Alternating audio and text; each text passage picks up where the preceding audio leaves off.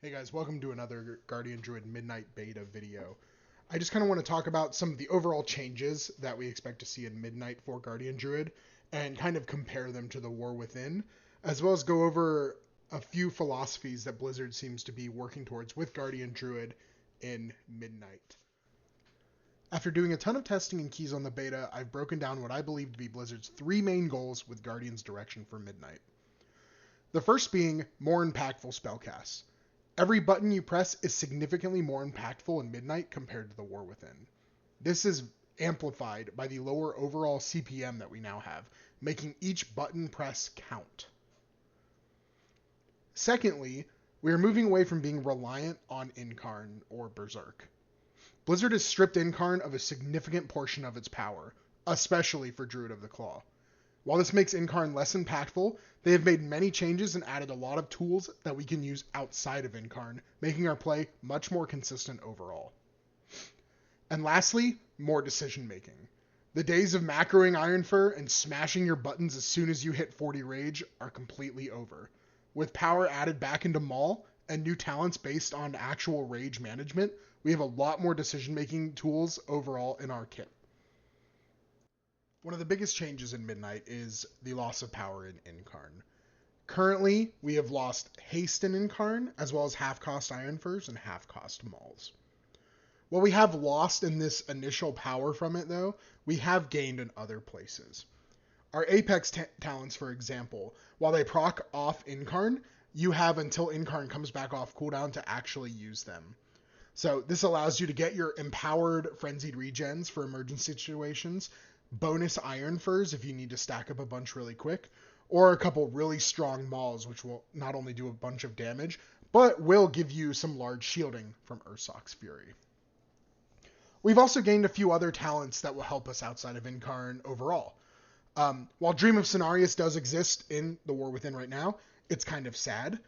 They've made a bunch of changes to it in Midnight. It now stacks. You get it procced way more often, and you can use this on yourself or someone else for significant healing. We also have Natural Resilience, which is a very strong defensive talent where any of your Frenzied Regen healing will overheal you. This basically means you can use Frenzied Regen for like a tank buster alone. You can just have a giant shield over you, and this will protect you. Especially if you pair this with your Apex Frenzied Regen, ton of overshielding to keep you safe.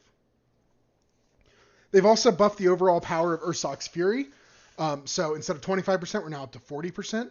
And both hero specs are taking raise. So you are going to get a ton of overshielding from raise, especially if you are taking the Killing Blow talent, which lets you consume extra rage and makes your Mauls, Raises, Ravages do a ton more damage.